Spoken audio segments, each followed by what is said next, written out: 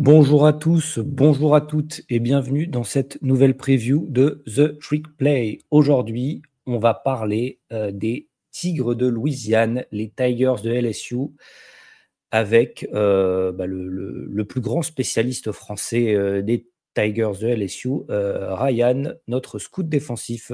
Comment vas-tu, Ryan? Ça va et toi? Je Ça va très très bien. je sais pas si je suis le plus grand spécialiste de LSU en France. Je pense qu'il y a des mecs qui sont potentiellement un peu plus calés que moi. C'est juste que bon, ils ont pas forcément un un compte Twitter, tu vois, pour parler de l'actualité des Tigers, mais j'aurais pas la prétention de dire que je suis le plus grand spécialiste en France, tu vois. Bah, le plus connu en tout cas, voilà, on va dire ça. Ça va ou quoi? Ça va, ça va. Alors, dis-moi. Toi, dis-moi, fais-nous un Bah, petit récap de la saison passée. Bah écoute, saison, c'est pas à toi que je vais l'apprendre, hein. Toi qui suis Texas A&M, donc de loin, t'as pu un petit peu voir également notre saison tout en suivant tes aguises. Mais donc j'ai trouvé une saison en demi-teinte l'année dernière pour nos Tigers. Il y avait déjà pas mal d'intentions. Tu vois, il y avait des objectifs assez clairs et assez élevés. On avait déjà pas mal de talent et finalement, on termine la saison en 9 victoires pour 4 défaites, ce qui est un bilan qui est à mon sens très très moyen. On finit à 5-3 en sec, si je dis pas de bêtises, et on termine donc par une victoire à un bowl mineur face à Baylor. Euh, Pourquoi je trouve que c'est une saison qui est très moyenne, voire mauvaise à mon sens, c'est parce que déjà toutes les défaites ont été dures à avaler, je trouve. Déjà celle en opener face à USC où encore une fois LSU s'est planté. Ça commence à faire beaucoup. À mon sens, en opener, on a pris la fâcheuse habitude de se planter et je trouve que c'est jamais une bonne chose de cramer une cartouche en fait aussi rapidement. Ensuite, on a une défaite face à Bama. Bah voilà, hein, forcément, il y a la rivalité LSU-Bama. Mais là où elle fait mal, c'est que c'était la première année sans Nick Saban. C'était une année de reconstruction également pour Bama, qui ont quand même perdu pas mal de talent. C'est une année où il y avait vraiment un shift au niveau des, comment dire, de la mentalité de l'équipe, un petit peu de sa façon de jouer aussi, que ce soit au niveau des coachs, au niveau des schémas. Donc j'attendais vraiment ce match avec impatience en me disant que ça pourrait être bien de lancer en fait l'ère de Bauer à Bama par une défaite, en fait, une défaite pour Alabama. Hein. Et finalement, ça n'a pas eu lieu. On a eu un Jalen Milroe qui a quasiment gagné le match à lui tout seul, ce qui était assez honteux. Hein, franchement, devant le match, j'avais honte quand on voyait certaines actions qu'on prenait. Une défaite face à Théaguise, Joff. Surtout que on le sait, hein, c'est une rivalité qui est assez intense. Donc pareil, cette défaite-là a fait mal. Et enfin, pour une autre rivalité, défaite contre les Gators. Les Gators à qui on annonçait une saison cauchemardesque, un des calendriers les plus durs et qui en fait en fin de saison sont devenus de plus en plus forts. Bizarre, comme si l'éclosion d'un certain DJ Lagouet y était pour quelque chose. Mais donc c'est vraiment 4 défaites qui font mal, dont 3 face à des rivaux, une encore en opener. Donc vraiment, c'était une saison que moi je qualifierais de mauvaise, même si sur le papier, tu es largement en positif et tu termines par une victoire en bowl.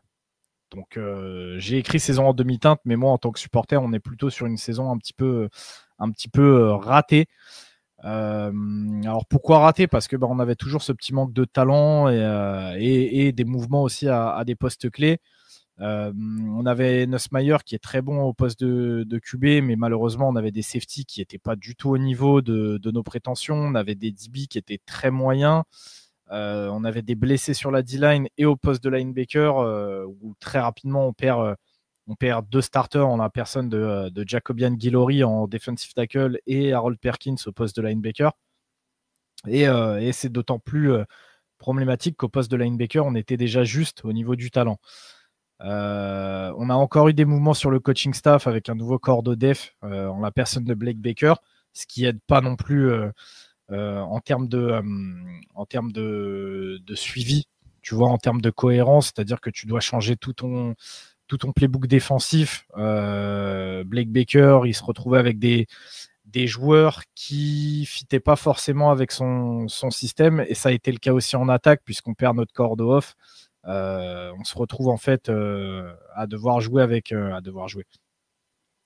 mettre en place donc Joe Sloan, qui jusqu'à alors était un coach quarterback. Donc c'était sa première année en tant que cordeau off, et ça s'est, je trouve, vraiment senti la saison dernière, où parfois on avait des appels de jeu qui étaient très très moyens.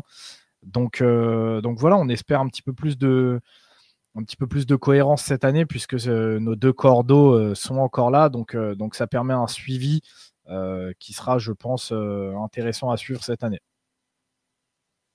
Et puis dans les défaites, notamment la défaite contre Meaguiz, la manière, elle fait mal. Vous meniez de 10 points, on fait rentrer le quarterback backup, et en fait, la défense est incapable de défendre à la course contre les quarterbacks.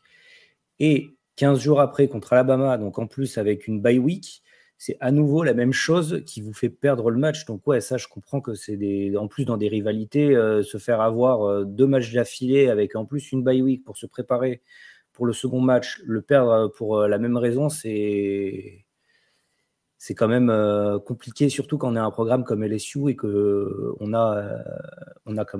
recrute quand même globalement très très bien, même s'il y avait des faiblesses dans le roster l'an passé. C'est des choses qui sont pas très acceptables. Ouais, on est bien d'accord. On est bien d'accord là-dessus. Et c'est là où justement, tu vois, je parlais de l'absence d'un mec comme Harold Perkins. Je pense que dans des configurations où tu fais face à des quarterbacks mobiles, c'est le genre de joueur qui aurait pu vraiment tirer son épingle du jeu et vraiment faire remarquer sa présence. Donc j'étais assez dégoûté de ne pas l'avoir. Et pour toutes les personnes qui disaient que la défense jouait mieux sans Harold Perkins, je trouve que ces 2 matchs sont assez parlants sur le pourquoi ces gens-là ne connaissaient rien au football. Ça, c'était juste mon petit tacle envers nos amis outre-Atlantique. Yes. Bon, du coup, on va passer à l'intersaison. Pas de mouvement dans le coaching staff. Ça, c'est en général plutôt une bonne chose. En tout cas, sur les postes de coordinateur. Je ne sais pas si sur les coachs de position. Sur les coachs de position, il y en a un qui vraiment va être particulièrement important pour cette saison. C'est Bo Davis, donc qui était notre coach D-line, qui est parti en fait en cours de saison en NFL. Il a eu une proposition d'un coaching staff NFL donc pour aller coacher là-bas. Je sais plus où est-ce qu'il part exactement. Si je dis pas de bêtises, est-ce que ça serait pas Denver? Je sais plus exactement. Mais en gros, on perd Bo Davis et on se retrouve donc toute la saison sans coach D-line.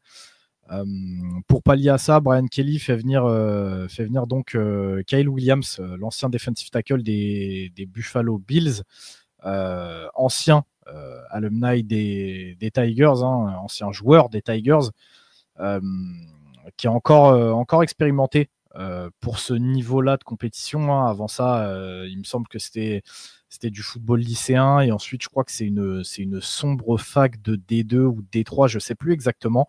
Mais donc en fait, c'est un peu l'opportunité d'une vie pour Kyle Williams, qui se retrouve très rapidement propulsé à un poste extrêmement important. Donc à voir.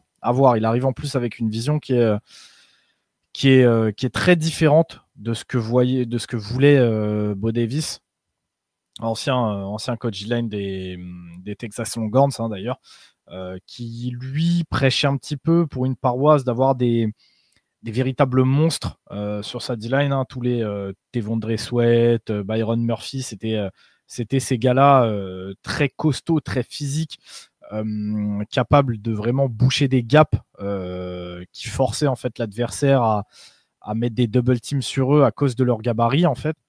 Et avec Kyle Williams, on est sur une vision un peu plus différente. On retrouve un petit peu le joueur qu'il a été avec Buffalo, où il est plus de l'école, donne-moi des joueurs très explosifs, même s'ils ont un physique un petit peu undersize, pour en fait aller shooter les gaps et en fait forcer également les double teams sur eux, mais parce que tout simplement tu peux pas les laisser en fait plonger dans tes gaps.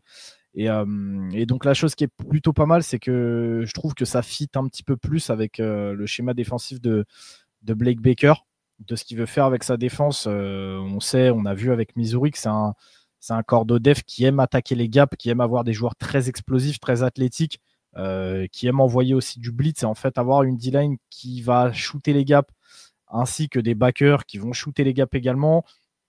Ça peut rendre cette défense intéressante à suivre. Mais donc c'est vraiment un des seuls mouvements de coach, tu vois, qui pour moi est vraiment impactant et qui risque d'avoir une réelle importance en fait pour cette année. Ouais, donc plutôt une bonne chose au niveau du coaching staff, hein. En général, avoir de la stabilité, ça s'accompagne souvent de résultats. Au niveau des joueurs, vous avez 7 départs en NFL, enfin 7 draftés, plus quelques UDFA. 3 linemen offensifs, hein, dont Will Campbell, hein, qui est parti au choix numéro 4, votre tight end titulaire et 2 defensive linemen, enfin un DL et un edge. En gros, c'est ça les mecs qui ont été draftés chez vous. Sur le portail, vous avez 3 dans les départs, hein. Il y a 3 mecs qui me paraissent assez importants. Bon, il y a John Emery Jr., le running back, mais lui, ça a plutôt été une déception chez vous. Il y a Javier Suggs qui aurait pu jouer un rôle cette année, CJ Daniels et Dashon Womack. Mais bon, bah, On a ces départs. Sage Ryan aussi, mais le safety donc, qui part en même temps que Womack, les deux partent à Ole Miss. C'est des départs qui impactent oui et non, dans le sens où, bah, comme tu l'as dit, John Emery, finalement, c'est une grosse déception. Alors, le joueur, il n'y est pas pour grand-chose, finalement. Il a joué de malchance, il y a eu des blessures, des graves blessures, il y a eu des soucis extrasportifs où, malheureusement, il n'a pas pu se qualifier par rapport à ses notes. Enfin, c'était des choses un petit peu scolaires. Après, il y a eu un souci avec la NCA au sujet de son éligibilité. Enfin, c'est que des trucs comme ça. Donc, parcours vraiment semé d'embûches pour John Emery. Je lui souhaite vraiment le meilleur parce qu'on a pu voir que les fois où il était sur le terrain, il se passait quand même quelque chose. Il n'avait pas volé sa 5e étoile à l'époque lycéenne pour rien. Donc, je lui souhaite le meilleur. Et peut-être que dans une fac avec un petit peu moins d'attente et de visibilité, il pourrait se révéler, mais ça risque d'être très compliqué. Et maintenant, il est quand même très âgé. La perte de CJ Daniels me fait du mal, mais on va en parler juste après, je pense. Elle a été largement comblée. Et ensuite, on a donc Dashon Womack, qui était une très grosse recrue, qui, bah, pareil, en fait, le mec ne veut pas attendre. Il voulait être titulaire directement, ça n'a pas été le cas. Il a commencé à avoir donc des gestes d'humeur aux entraînements et pas la bonne mentalité. Et en fait, il choisit de partir à Ole Miss, entre guillemets, pour nous faire du mal, hein. Il pense que ça va nous faire mal le fait qu'il aille à Ole Miss, alors que concrètement, vu ce qu'il a apporté l'année dernière, honnêtement, je m'en fous un petit peu. Et donc Sage Ryan, qui sur le papier est peut-être la plus grosse perte, puisqu'il avait pas mal de snaps l'année dernière dans notre secondary. Mais pareil, Sage Ryan, c'est un joueur qu'on a fait bouger de position beaucoup de fois en fait au cours de sa carrière à LSU. Je pense qu'il y avait un vrai amour pour LSU, mais que petit à petit, ça s'est estompé. Et au final, il n'a jamais réussi à répondre aux attentes, au point où c'est même devenu un petit peu une tête de Turc pour les supporters, à force de se manger des balles sur la tête. Donc, pareil, j'étais content en fait qu'il parte sur le portail des transferts pour lui. J'espérais qu'il aille dans un programme qui lui permette un petit peu de se montrer, parce que c'était un gamin que j'appréciais beaucoup. Et en fait, bah, pareil, il part avec cette mentalité d'aller à Ole Miss pour nous la mettre, en fait, où je comprends pas forcément. Et donc, au final, bah, écoute, bonne chance à lui. Et comme on a pu le voir cette année, Ole Miss, c'est pas forcément la meilleure des idées. Donc voilà pour les départs. Par contre, dans l'autre sens, sur les transferts, on parlera un tout petit peu du recrutement lycéen, mais comme ça a un impact très limité dans le CFB maintenant, on va surtout se concentrer sur la classe de transfert. La meilleure classe de transfert du pays, 12 joueurs 4 étoiles sur le portail. Donc une classe de transfert exceptionnelle, notamment avec l'edge numéro 1 sur le portail, si je ne dis pas de bêtises, Patrick Payton. 2 receveurs qui étaient très convoités en la personne de Nick Anderson et Barion Brown. Il y a 2 autres edge rushers, il y a des très bons cornerbacks, il y a des linemen pour compenser les départs à la draft. C'est une classe de transfert ultra complète et ultra talentueuse. Ouais, clairement.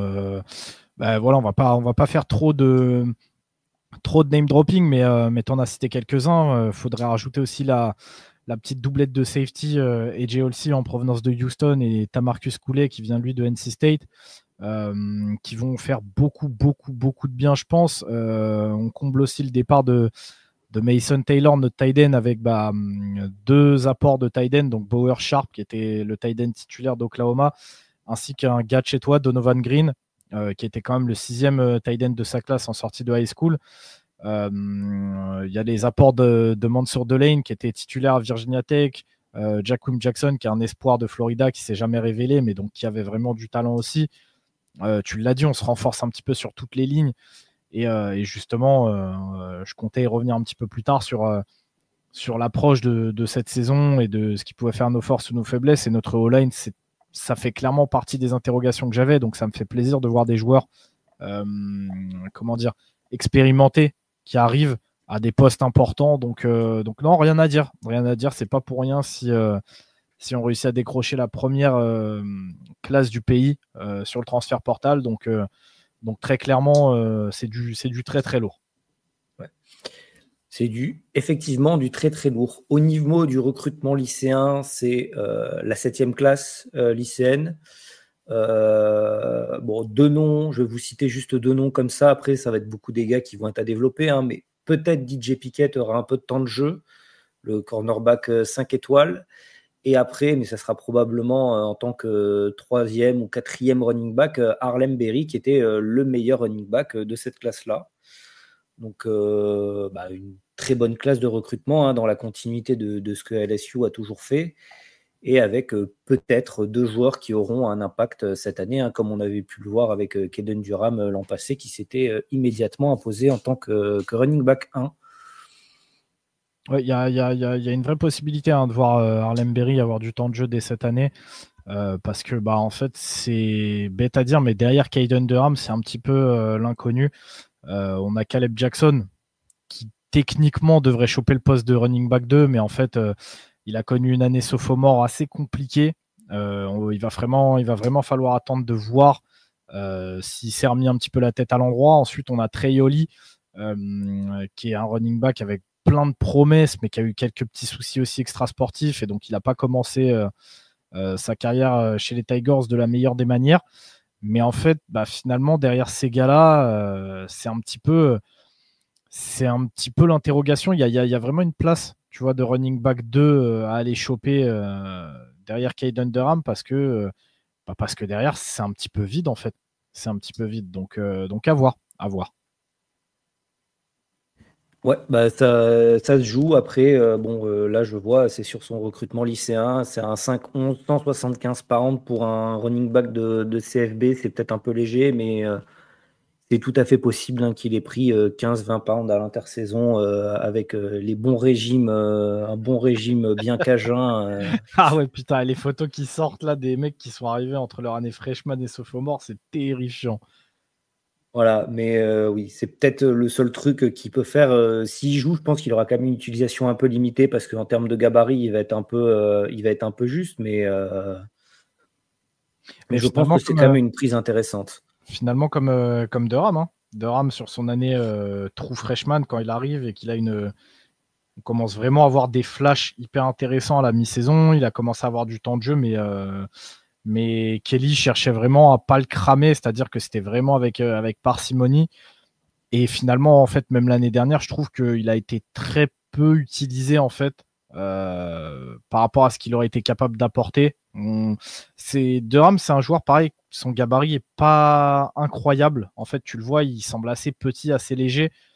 Mais c'est le genre de mec où quand il est sur le terrain, il se passe un truc. On sent vraiment que c'est un joueur qui peut être très spécial.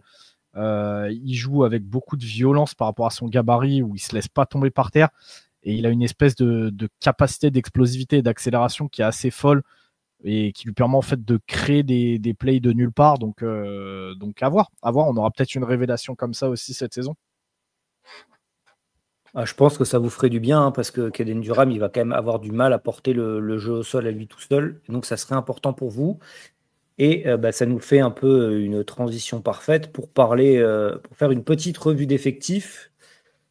On va commencer par l'attaque avec ce que je pense être un de vos points forts principaux. Vous êtes une des rares équipes de SEC à avoir un quarterback expérimenté de retour, qui est probablement parmi les meilleurs du pays, même si tout le monde n'est pas d'accord parce que c'est pas forcément le plus impressionnant.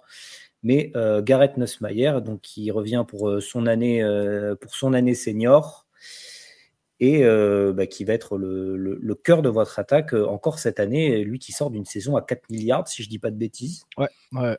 Plus de 4 milliards, je crois qu'il est autour d'une trentaine de TD et 12 ou 13 inter, je crois. Si je te dis pas de bêtises, faudrait vérifier ça. Mais 12 inter, 29 TD. Ouais. Et donc non, clairement, c'est un de nos gros points forts. J'attends de voir une progression chez Nuss, qui est normal. On n'aime jamais voir un joueur stagner. Maintenant, il est exceptionnel sur certains points et il a du mal sur d'autres. Il vient avec les défauts de ses qualités, en fait. Ça fait plusieurs années que je parle un petit peu de Nuss sur le podcast, et en disant que c'est un pistolero, mais c'est clairement ça. Donc en fait, ça peut aussi bien être magnifique quand tout fonctionne, mais ça peut aussi vite devenir une catastrophe quand il commence à enchaîner les pics et qu'il retourne sur le terrain et qu'il rebalance d'autres bombes. Maintenant, je pense honnêtement que déjà une année de plus avec son cordeau pour vraiment prendre en main le playbook, son cordeau qui était d'ailleurs son coach QB, ça peut pas faire de mal. Il prend une année de plus dans la tête en termes de maturité. Là aussi, c'est quelque chose de très bien, mais il va aussi falloir qu'on parle de son escouade, de receveurs qui risque, si tout clique, d'être vraiment extraordinaire. Je sais que toi, tu fais partie des personnes qui sont fans de notre recrutement, mais de la room dans sa globalité. Mais très clairement, on a une escouade de receveurs qui s'annonce sur le papier être vraiment terrifiante. Un terme que moi j'ai écrit sur mon petit document là de preview, et que si j'avais pu le surligner 1000 fois, je l'aurais fait, mais c'est supersonique. C'est le terme qui risque de la caractériser. Sur le papier, on a nos 4 receveurs annoncés comme starters qui sont tous sous la barre des 4-4 aux 40 yards. Et ça, c'est sur nos 4 starters. Mais on a aussi en fait les mecs qui sont dans la rotation, qui eux aussi sont, je pense, pas loin d'être sous le 4-4 ou très largement sous le 4-4. Je parle de donc les 4 starters que j'avais en tête. Moi, c'est donc Aaron Henderson, qui était déjà là l'année dernière. On avait déjà Zavion Thomas qui était là également l'année dernière. Les 2 dont on a parlé qui viennent d'arriver sur le portail des transferts, donc Barion Brown de Kentucky et Nick Anderson d'Oklahoma. Mais on a aussi Chris Hilton, qui est un joueur qui a tardé à se développer et à se révéler, et qui donc arrive un petit peu en sous-marin, mais c'est clairement le speedster. Moi, je disais que c'était Chris Hilton, c'était un speedster sans main, ce qu'on voit de plus en plus. Donc à voir s'il a travaillé un petit peu ses mains, mais si c'est le cas, en fait, tu as un mec qui est potentiellement top 2 ou top 3 en termes de vitesse dans l'effectif, donc qui va pouvoir là aussi être une vraie menace profonde. Tu as le jeune Jelani Watkins, qui est un coureur de 100 mètres, qui lui aussi est, je pense, sous la barre des 4-4. Donc en fait, on a déjà 4 ou 5 noms qui sont tous extrêmement rapides. Et c'est sans compter, comme je t'ai dit, tous les gars qu'on a recrutés les autres années et qui vont pouvoir apporter des profils un petit peu différents. Je pense à un mec comme Treydes Green, qui lui sera pas sous la barre des 4-4, mais qui lui a un gabarit, je crois, il a 6-5 ou 6-6, je crois. Il est capable de jouer tight end, il est capable de jouer dans le slot. 6-7 même. C'est fort possible, ouais. Donc tu as des profils différents. Tu as des mecs qui sont expérimentés, parce que comme je l'ai dit, les gars qui sont là étaient déjà là l'année dernière ou jouaient déjà en SEC, donc que ce soit Nick Anderson ou Brian Brown. On en a parlé rapidement tout à l'heure, mais le tight end, donc Bower Sharp d'Oklahoma, c'est pareil, c'est un tight end qui a de l'expérience. Donc tu as plein de profils différents. Et ça, quand tu as un mec comme Nuss à la baguette, tu peux pas rêver mieux en fait, parce qu'il a le bras, il a la mentalité pour attaquer le deep, mais du coup, tu lui apportes également des grosses cibles assez costauds sur les tracés courts et intermédiaires. Donc c'est que du bon, c'est que du bon. Ouais, puis Nick Anderson, c'est un 6-4 quand même. Donc là Ouais, aussi, ouais, c'est ça, c'est c'est une ça. une cible de taille, quoi. Même si je te dis pas de bêtises, hein, même Brian Brown, il a un bon gabarit. Hein, c'est pas. C'est un 5-11, mais il est tanké par contre. Ouais, ouais, c'est ça. Il me semble qu'il est quand même vraiment tanké. Au final, tu regardes, le plus petit, c'est Aaron Anderson, et c'est pareil, en fait, c'est un cube. Aaron Anderson, je crois qu'il est à 5,8, 5,9, mais c'est un cube. Tu le vois, il est tanké de zinzin. Chris Hilton, comme je te disais tout à l'heure, il est à 6. Donc, en fait, c'est des bons gabarits, tu vois. Donc, à voir. À voir. Vraiment, j'attends beaucoup de cette room de receveurs. Franchement, elle fait vraiment envie. Elle va me faire cliquer sur des matchs. Bon, je suis pas la cible de référence, hein, mais je pense que si ça clique, il y a beaucoup de gens qui vont cliquer sur les matchs de LSU pour notre jeu aérien. Donc voilà, j'ai beaucoup d'attentes là-dessus. Ouais. Bon, la running back room, tu en as parlé tout à l'heure, hein, Caden Uram, running back 1 incontesté. Pour le reste, ça reste à voir de comment ça va se passer. Et du coup, parle-nous de la ligne offensive, hein, qui a quand même un impact très important aussi sur la qualité du jeu au sol. Ouais, ouais, ouais. Ben, pareil, ça, j'en ai parlé très rapidement, mais clairement, ça fait partie des points d'interrogation que j'ai cette année. L'année dernière, on a quand même eu deux O-line qui sont partis assez tôt à la draft. Donc très clairement, toutes les équipes ne peuvent pas en dire autant. Et pourtant, on a vu des vrais problèmes sur notre O-line, et en particulier sur l'intérieur de la ligne. On a vu que le jeu au sol piétinait énormément à cause de ça. On a vu que parfois sur les jeux de passe, c'était un petit peu la même chose avec donc Will Campbell qui essayait de donner sa vie pour garder Nuss en bonne santé. Mais donc là, on se dit qu'on a quand même perdu deux offensive tackles calibre NFL. Donc j'ai des vrais questionnements. On a quasiment les 4 postes à renouveler, pas le cinquième, parce que le cinquième était déjà là l'année dernière. C'était notre centre, DJ Chester, que je trouvais vraiment pas bon, moi, au poste de centre. Pour pallier à ça, on a fait venir donc un centre de Virginia Tech, Braylon Moore, un centre très expérimenté. Donc là, pareil, j'espère que son apport va se ressentir day one, parce qu'on en a vraiment besoin. Le fait que lui prenne la place de centre, ça nous permet de décaler DJ Chester, qui pour le coup est un très bon athlète, de nous le décaler au poste de guard et de lui retirer la responsabilité des snaps. Donc à voir. DJ Chester pourrait très bien faire une très bonne saison maintenant qu'on le décharge de ça et qu'il a un mec expérimenté à côté de lui au poste de centre.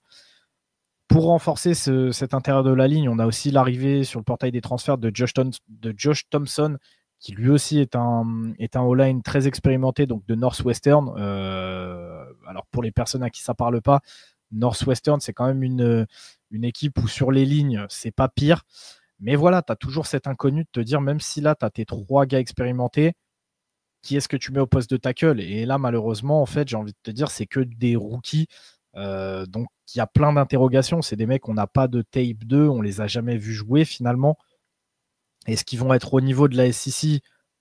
On n'en sait rien. Est-ce qu'ils vont être capables d'élever leur niveau de jeu ou pas? On n'en sait rien. Donc, je sais pas, beaucoup d'interrogations, et c'est jamais un poste où tu veux en avoir des interrogations. Tu peux pas passer la moitié de ta saison à trouver entre guillemets ton 5 de départ sur la ligne. Il y a beaucoup de noms qui apparemment montrent de très jolies choses là sur les camps, mais pareil, est-ce que c'est du vent? Est-ce que ça montre vraiment de très belles choses? On n'en sait rien. On n'en sait rien. Donc beaucoup d'interrogations, et potentiellement c'est la chose qui en fait pourrait assassiner tous nos espoirs de playoff, surtout dans une conférence comme la SEC. Et puis la ligne, de toute façon, c'est quelque chose, il faut que les mecs arrivent à prendre des automatismes ensemble, parce que C'est ça. Parce que, en fait, tu joues pas pareil si tu as pas confiance dans le mec à côté de toi ou si tu te dis: «Bah, ouais, le mec à côté de moi, il va faire son taf, moi je sais que je peux me concentrer sur ce que je vais faire» et tu vas pas faire, de mauvais mouvements pour essayer de compenser ce que l'autre, tu penses qu'il va rater et c'est souvent ça qui fait que, du coup, tu te plantes dans tes blocs. C'est ça. Et donc vraiment, il y a des grosses interrogations parce que déjà l'année dernière, on a vu que le jeu au sol a piétiné. Et là, cette année, c'est pareil. On a parlé de l'escouade de receveurs. Tu as une escouade de mecs ultra rapides. Tu as Nuss qui est un quarterback, comme je l'ai dit, pistolero, donc plutôt pocket passeur.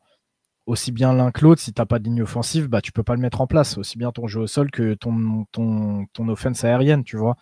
Donc ouais, gros point d'interrogation. On va passer, à la défense. Sur la défense, une D-line, beaucoup de monde qui arrive du portail des transferts. De toute façon, une défense où, à part, vos 2 linebackers, il va y avoir une énorme contribution, du portail des transferts, hein, parce que je pense que Ouais. si Whitwicks, il est toujours là, il est pas parti, hein. Non, il est Heu, encore là. donc, Whitwicks et Harold Perkins, hein, qui devraient être les 2 linebackers principaux. Par contre, autour d'eux, va y avoir, énormément de contributions du portail. Ouais, mais tu vois, pareil, on parlait d'un gros point d'interrogation sur la O-line. La défense, dans sa globalité, est un énorme point d'interrogation aussi. Tu l'as dit, beaucoup d'apports sur le portail des transferts. Comme moi, je l'ai dit en préambule, on a eu un changement de coach D-line avec un changement d'orientation des gabarits et du style de jeu. On voit d'ailleurs que des arrivées de gars comme Bernard Gooden, donc, qui est arrivé du portail des transferts, match un petit peu avec ça, hein, parce que c'est un gabarit beaucoup plus léger que ce qu'on avait l'année dernière. On a un changement au poste de edge. On a des gars qui se sont montrés un petit peu l'année dernière, comme Gabriel Reliford ou Ahmad Bro, mais au final, c'était que par intermittence. Ça restait des jeunes joueurs. Donc, est-ce qu'ils ont ce qu'il faut pour être titulaires? On ne sait pas. Il va falloir que tous les transferts qu'on a pris, donc là en l'occurrence Bernard Gooden, mais également Patrick Payton, également Jack Pyburn, faut que ces gars-là, en fait, pareil, faut qu'ils performent, tu vois, sur cette ligne défensive. Faut que tout clique. Et donc là, pareil, tu as beaucoup d'interrogations sur cette ligne défensive. Tu parlais de l'escouade des linebackers qui était 7, mais même là, en fait, c'est pas forcément le cas, puisque de ce qui se dit en privé, Harold Perkins pourrait très bien être décalé à un poste un petit peu hybride de box safety, la position de star pour ceux à qui ça parle, ce qui lui permettrait d'être à la fois dans la boîte et donc d'apporter une contribution sur le jeu au sol, être capable de chasser le quarterback en étant off-ball, donc en essayant de le décharger au maximum des oppositions face à des O-line, mais il aura également des grosses responsabilités de couverture. Et je pense que c'est pas une rumeur qui sort de nulle part, hein. Des dernières photos que j'ai pu voir de Perkins, on voit qu'il s'est réaffiné par rapport à la saison dernière où il avait pris quand même pas mal de gabarits pour jouer vraiment inside linebacker. Là, il a repris une shape un petit peu plus fit, un petit peu plus fine. Donc ça m'étonnerait pas que ce soit le cas et de le voir un petit peu se décaler un petit peu hors de la boîte, mais donc de jouer plutôt comme un hybride linebacker strong safety, ça serait pas étonnant. Sauf que si ça arrive, on se retrouve avec un poste de linebacker à devoir combler, et en l'occurrence, le poste de linebacker à devoir combler, pareil, c'est l'inconnu. On a un mec comme Princeton Malbrook qui arrive donc dans sa 3e année à LSU. C'est un gros athlète qui joue beaucoup sur special team, mais finalement qui a eu très peu de temps de jeu en conditions réelles de match. On a un sophomore, Devon Keys, qui était une très belle recrue lycéenne il y a quelques années. Pareil, on est sur un espèce d'athlète athlète de folie, mais donc c'est un joueur très jeune. On a le freshman Tylen Singleton, pareil, c'est une très belle recrue lycéenne. Encore une fois, un profil assez élancé, très athlétique, mais pareil, c'est un freshman, il est assez jeune. Est-ce qu'on partirait pas du coup sur West Weeks, qui est le grand frère de Whitwicks et qui, lui, pour le coup, a une expérience en college football, puisqu'il jouait inside linebacker avec Virginia avant de transférer chez nous il y a 2 ans. Je pense que c'est potentiellement la chose qui ferait le plus de sens, en fait, de voir la paire des frères Wicks avec vraiment West en tant que Mike Linebacker et Whitwicks qui resterait sur son rôle donc de Buck, donc de deuxième inside linebacker, et avec donc du coup Harold Perkins qui sortirait de la boîte. Et donc avec les deux safety au-dessus de lui qui là aussi sortent du portail des transferts, on en a parlé tout à l'heure, donc t'as Marcus Cooley et AJ Olsey. Faut pas oublier également Jardine Gilbert qui est encore là, hein. Moi personnellement je peux plus me le voir, mais à voir, et ça reste un mec qui a de l'expérience, qui a connu des hauts et des bas, donc à voir. Et d'ailleurs tu le connais bien toi, Jardine Gilbert. Ouais, bah, il est parti chez vous après une saison 2023 où il a quasiment pas vu le terrain chez nous.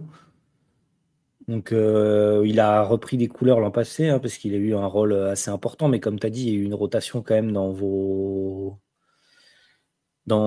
safety. Et là, il a de la grosse concurrence qui arrive. Donc, il risque d'avoir encore un rôle assez limité.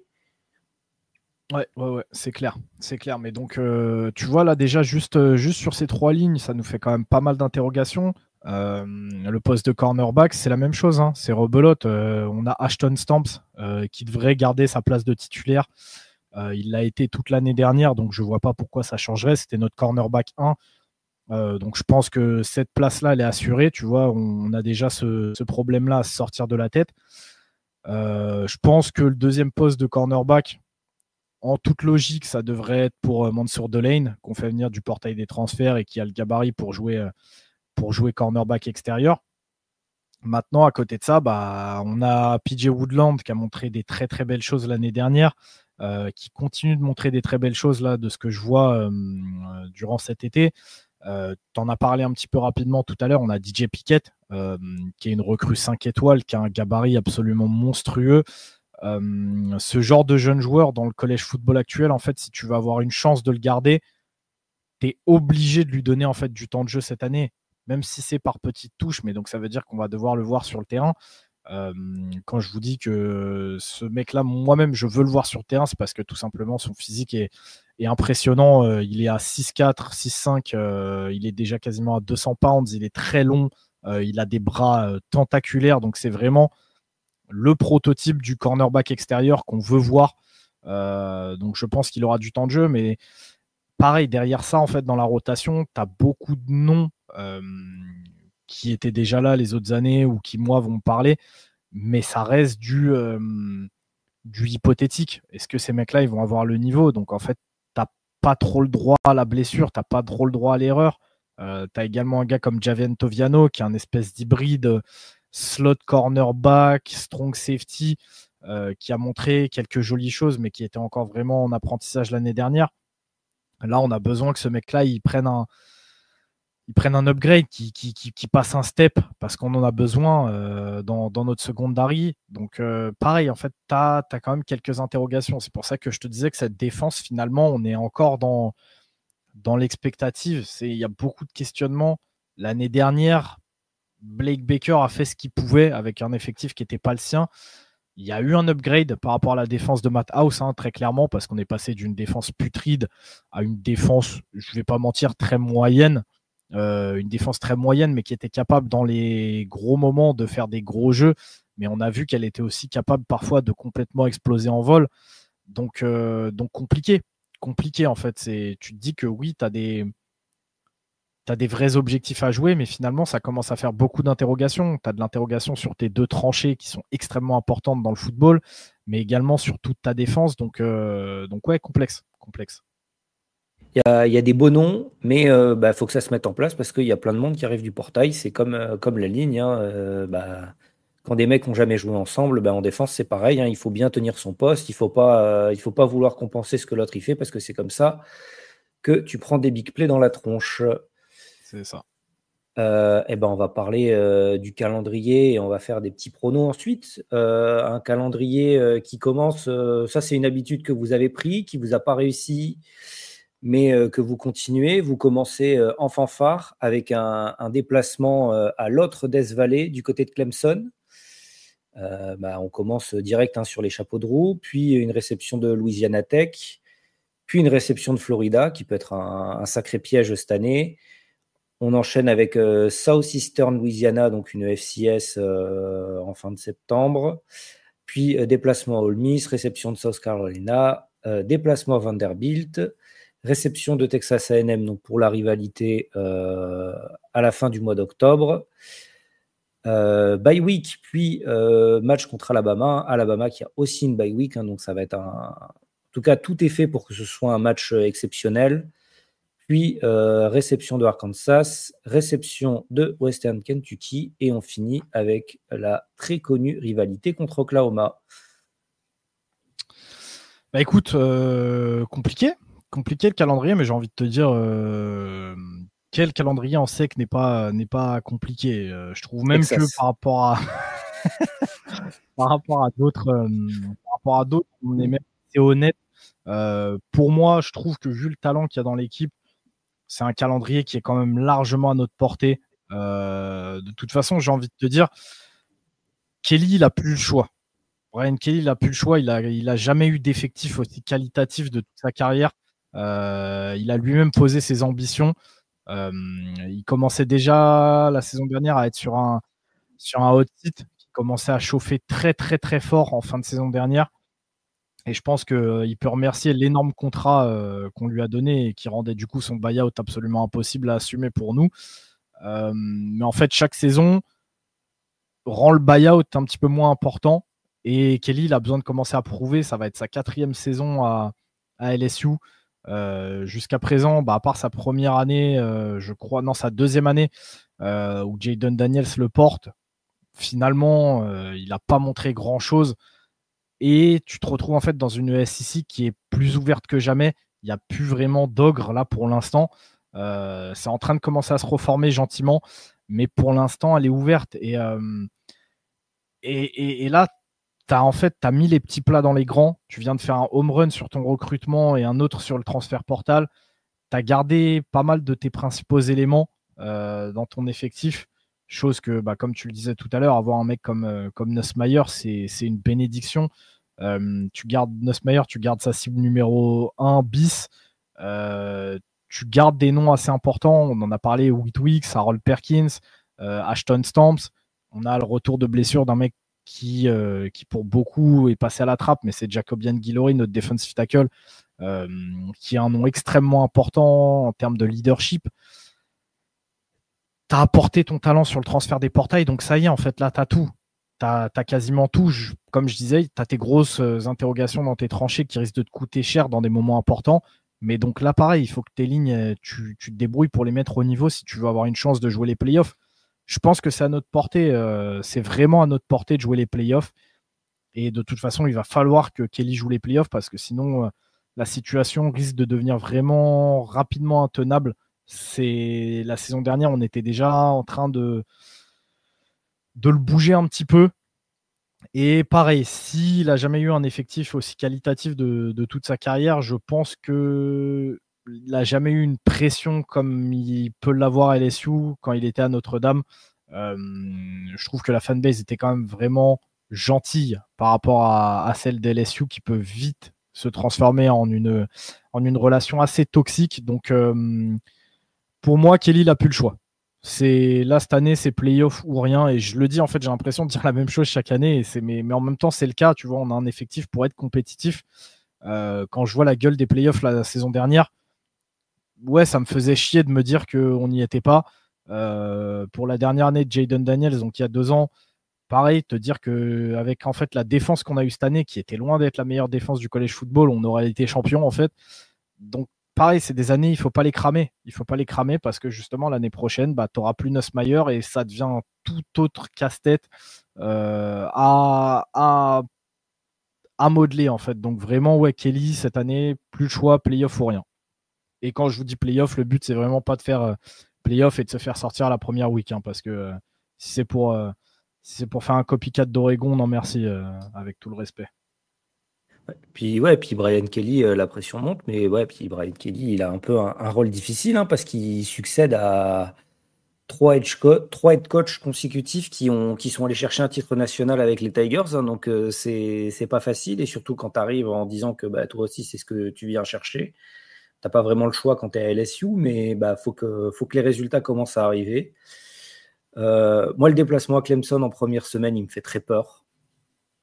Avec toutes les interrogations qu'il y a, se taper les Tigers qui, en plus, eux, font revenir énormément de mecs. Ils ont eux aussi un quarterback expérimenté qui est de retour, qui sort d'une saison magnifique. Donc ça, c'est un match qui me fait très peur pour vous. Et après, en fait, en SEC, Alabama, je les pense encore un cran au-dessus parce que ça recrute extrêmement bien. Ils ont perdu presque personne sur le portail, ce qui de nos jours est quand même assez exceptionnel. Et après, il y a pas mal de matchs que je vois un peu comme des coin flips. Florida, c'est tôt dans la saison, ça peut être un coin flip. South Carolina, ça peut être un coin flip. Contre nous, ça peut être un coin flip. On va avoir une très très grosse attaque au sol. Donc si vous n'avez pas résolu vos problèmes sur la D-line, et surtout que avec la O-line expérimentée, la running back room qu'on a, plus un quarterback mobile, ça va être compliqué. Le déplacement à Oklahoma, en plus en fin de saison, qui peut être un sacré piège aussi, parce que Oklahoma, si ça clique avec John Mathir, ça peut être un match à élimination pour les playoffs. Hein. Ah, mais on est d'accord. Tu vois, c'est ce que je t'ai dit, calendrier très compliqué. Très compliqué. Et en fait, c'est tout le piège. Tu vois, comme tu l'as dit, en fait, c'est des coin flips, c'est-à-dire que d'un côté, en fait, tu peux voir le côté très compliqué du calendrier qu'on a, et en même temps, tu peux te dire, mais bordel, si vraiment tu as des ambitions, les matchs, ils sont à ta portée. Tu vois, tous ces matchs-là que tu dis de coin flip, c'est des matchs que potentiellement tu peux gagner. Tu vois, et il est là, la balance, elle va être là, en fait, dans tous les cas, tu vois. Si vraiment tu as des ambitions, si tu veux faire quelque chose, je trouve que le calendrier, c'est pas le pire que tu aurais pu avoir, malgré tous les pièges que tu as, tu vois. Il n'y a pas Texas, il n'y a pas Georgia déjà en SEC. Quand tu évites ces deux-là, pour moi, il y a 3 équipes en SEC que je mets un cran au-dessus des autres, Texas, Alabama et Georgia. Quand tu n'en prends qu'un sur les 3, tu t'en tires pas trop mal. C'est ça. Et après, même chose, tu vois, on en parlait, le truc de Clemson. Pareil, ça peut être un piège ou une bénédiction. Parce que ce match-là, si tu le gagnes, en fait, tu poses aussi des ambitions très claires, très rapidement, tu vois. Si tu gagnes, et puis si tu gagnes contre Clemson, tu t'autorises aussi tu t'autorises une défaite de plus. Une défaite de plus en conférence. C'est ça. Là où si tu perds contre Clemson, tu as quasiment le droit qu'à une seule erreur. Et encore. On aurait droit à une seule erreur si l'erreur, elle s'appelle Alabama, en fait. Oui, mais à 10-2, tu passes. Ouais, à 10-2 en SEC, tu passes. C'est ça. Si tu es en SEC, tu passes. Et comme je te dis, si ta deuxième défaite, c'est Alabama. Tu vois, si par contre, mettons, si tu vas à Alabama, Florida, que tu perds contre nous, ça va aussi. Hein. Mais je suis pas sûr. Tu vois, en fait, ça va dépendre. Vraiment,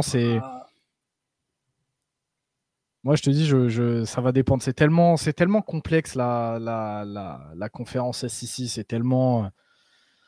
C'est un bordel. Surtout cette année où il y a énormément de quarterbacks sur lesquels il y a des questions ou de quarterbacks qui n'ont jamais été titulaires, qui sont censés être titulaires.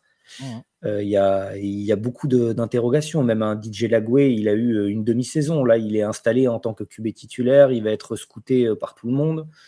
Arch Manning, pareil, il a joué 3 matchs, mais c'est le même problème. C'est chez moi, Marcel Reed, pareil.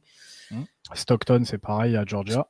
Stockton, c'est pareil à Georgia. Oklahoma, ils font venir un mec qui a fait une excellente saison l'an passé, mais qui arrive quand même d'une conférence assez inférieure en niveau. Ah, mais on est d'accord. Il y a des questions partout au poste de quarterback. Et c'est pour ça que pour moi, ça c'est la vraie force de LSU, c'est d'avoir un QB expérimenté qui est de retour. Bon, va falloir se mouiller. Va falloir se mouiller. Tu parles des pronos? Ouais. Ah putain, non, mais c'est dur parce que. C'est très dur. Hein. C'est complexe. Franchement, c'est complexe de ouf parce que je vais faire une guigui, en fait. Tu vois? Bon, vas-y. On va commencer par faire plafond-plancher et puis après, tu vas dire ton vrai prono. Le plafond, c'est 12-0.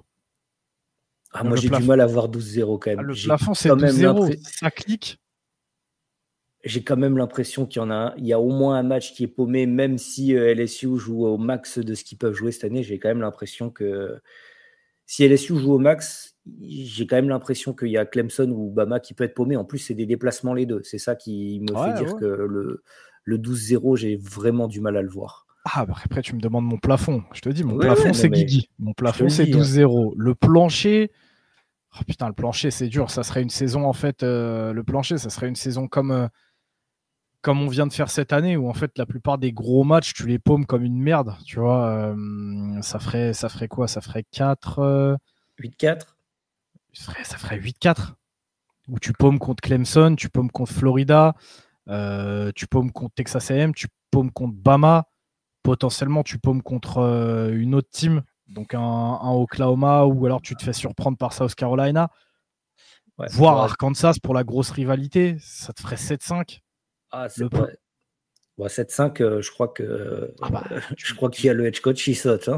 Ah, encore eux, mais ouais, tu me demandes, plafond 12-0, plancher 7-5. Et la vérité, comme d'hab, elle se trouvera entre les deux, je dirais. En vrai, si on peut faire une saison à 11-1, voire 10-2. Tu sais, en fait, comme tu l'as dit, vu que tu es en sec et que tu peux potentiellement y croire, aller accrocher les playoffs à 2 défaites, bah pourquoi pas, tu vois. Après, on le sait, ça devient des matchs à élimination directe.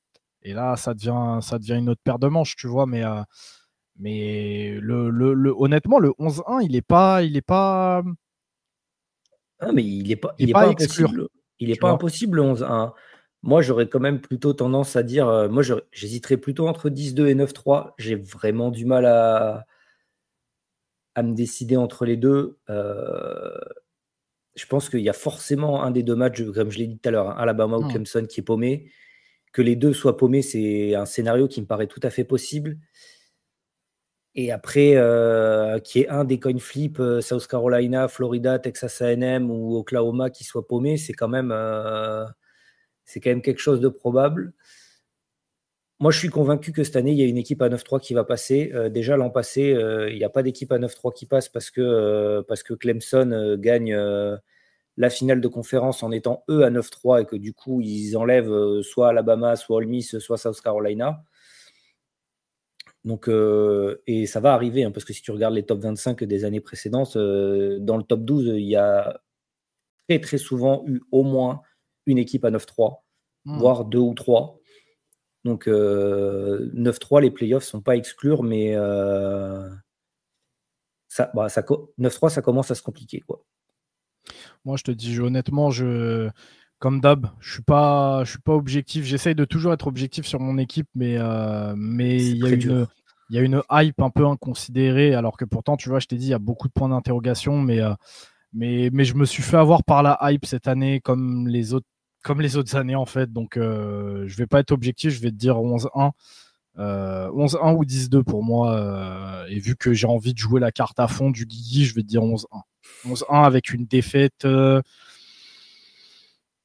Une défaite pour moi, soit contre Bama, soit contre Clemson. Une des deux. Ouais. Et Nussmeier Iceman pour faire une Guigui jusqu'au bout. Non, mais non, ils l'ont déjà donné à Jayden il y a quelques années, ils vont pas oser. Bah, vous avez un peu enchaîné là quand même ces derniers temps. Ouais, c'est vrai. Allez, Neuss Iceman, je te le donne parce que je l'aime, parce qu'il est beau. Il fait partie des favoris à Vegas, hein, il est dans le top 10, hein, ça j'en suis à peu près sûr. Honnêtement, s'il refait une saison, je te dis une connerie, hein, mais à 4 milliards, qui clean un peu ses inters, vu les speedsters qu'il a, il y a moyen qu'il aille taper beaucoup de TD. 4002, 4300 yards, et puis tu transformes 6 interceptions en touchdown et t'es pas mal. Hein. Mais bon, avec des si. Ouais, on coupe du bois. Bon, sur ces paroles très très sages. Pour reprendre Guigui, avec des si, ma tante, ce serait mon oncle. Voilà. Sur ces paroles très très sages et cette poésie, on vous souhaite une bonne saison de college football et une réussite contre les Tigers, sauf contre mes Aggies. Salut Ryan. Vas-y, ciao, ciao.